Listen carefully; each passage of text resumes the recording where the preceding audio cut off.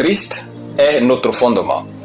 Shalom, bien-aimés dans le Seigneur, notre méditation du jour s'intitule « Christ est notre fondement ». Nous tirons notre texte dans Matthieu chapitre 16, le verset 18 qui nous dit ceci. « Et moi, je te dis que tu es Pierre, et que sur cette roche, je bâtirai mon église, et les portes de l'enfer ne prévaudront point contre elle. » Alléluia. Les Écritures nous disent que nous sommes l'église de Dieu et que l'église de Dieu est le corps de Christ. Colossiens chapitre 1, le verset 24. Cependant, l'église de Dieu est bâtie sur un fondement. Dans notre verset, il existe deux mots grecs différents utilisés pour pierre et roche, même si les deux signifient roche. Primo, Petros, utilisé pour pierre, signifie un rocher. Secondo, Petra, utilisé pour roche, signifie aussi roche.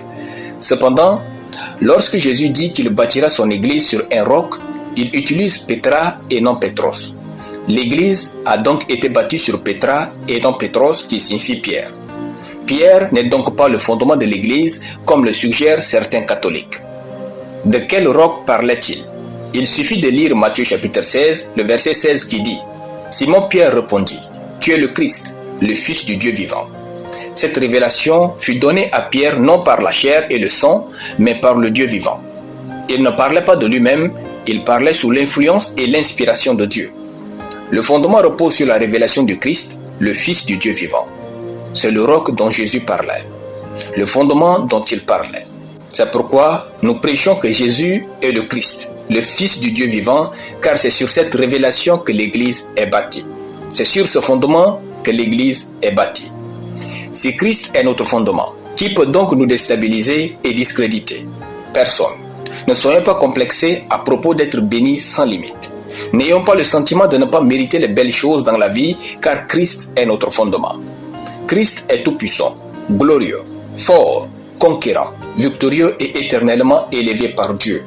Si quelqu'un pense que vous ne méritez pas votre poste, vos biens, votre mariage, vos enfants, votre ministère, dites-vous qu'il a raison. Car c'est Christ qui est le fondement de tout ce que nous avons dans la vie. Ainsi, vivons comme Christ aurait vécu, créons Dieu et pratiquons le bien. On ne peut pas poser d'autre fondement que celui qui est déjà posé. 1 Corinthiens chapitre 13, le verset 11.